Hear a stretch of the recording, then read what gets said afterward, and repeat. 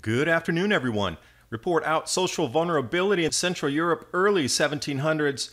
How the climate's going to shift from today's conditions, cold and wet, wet and wet in different parts of the year. Looking back, Switzerland in the Czech Republic area. So you can see historically, bad harvest, how much will it increase? Taking a look at Romania, orchard conditions there. Snows in Western Europe for the next 10 days. And looking at French vineyard production, I'm pegging these areas right here, decreased yields this year. And this video is made possible by TrueLeafMarket.com.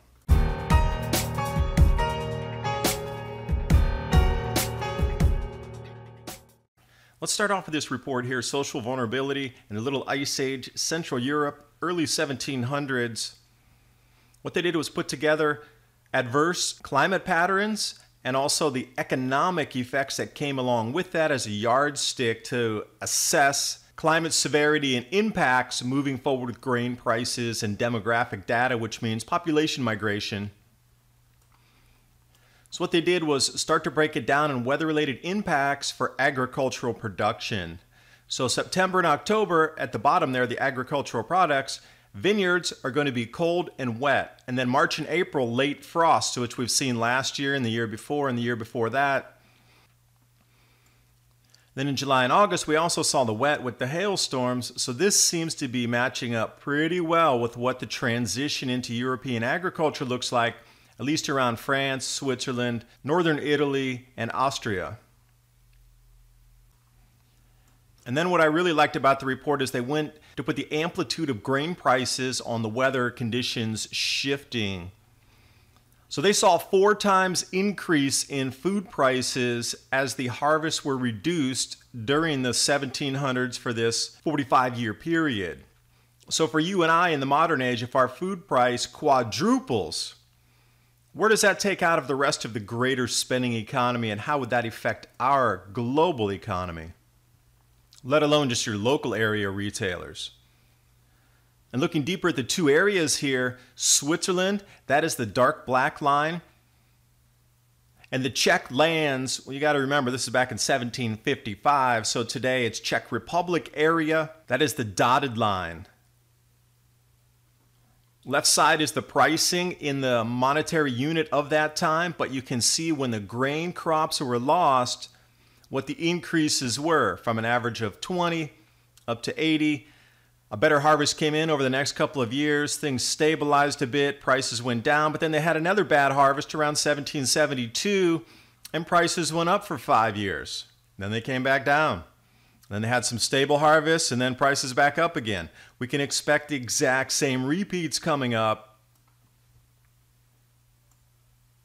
So it's a guarantee that food prices are going to increase as our weather gets more unstable due to the increasing intensity of the grand solar minimum. Let's take a look over here at Europe. This is the snow depth in inches from April 25th to May 5th. Notice the border areas there, mountainous areas of course, but you wouldn't expect 100 inches of snow this late in the season to still continue.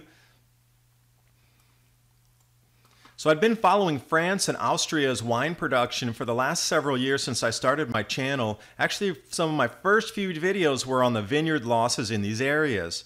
I've kept tabs with it. And back in 2017, the worst frost in 25 years. And with amazingly bone-chilling cold temperatures with the European super freeze 1.0 and 2.0 that swept through the region just last month, these severe frosts have continued. So I am going to come out right here. I've circled on the map the areas that have had sustained losses for the last 3 years. Plus this year, I do believe they are going to have decreased yields once again. That does not include the areas in Switzerland or Austria that were decimated and are down 50% of production already, especially in Eastern Austria area. These are the specific wine growing regions in France. So I'm calling it right now, grand solar minimum effect, not CO2. And if I can start pegging where these areas are that are going to go offline and decrease yield, I'm doing it. Others can do it as well. And governments for sure know what's happening. And when I talked about the border area of Switzerland, right here you go. Dead center is Switzerland. Off to the west we have France. Down to the south we have Italy. And once you start to overlay this map with where we look at the vineyard production on the edge of the mountains coming down into lower lands, you can peg the losses there too. I'm going to do a more in-depth vineyard loss study of just these regions in Europe. Expect wine prices to increase. Let's jump over to Romania. This is a follow-up from the same article that I pulled about a month ago. Mid-March, buds were frozen. Absolutely everything was ice-caked, and this is not healthy for plants and trees at all. That's 100% loss pretty much in the orchard areas, and when you look, every single tree was the exact same condition. Close in here for you can see the ice damage again and again, and it looks like they're around 98% loss for the year. This is just another single location. So by doing this again and again, we can really overlay and start to pinpoint areas that are going to go offline based on prior cycles, not CO2, based on prior grand solar minimum cycles, and how we need to find solutions for what's already occurring. I'm thinking of solutions to try to mitigate this. Thanks for watching. Hope you got something out of the video. And this video is made possible by TrueLeafMarket.com. Heirloom and organic seeds for any grow zone on our planet. All of the links to the articles I discussed, plus True Leaf Market, are in the description box below the video.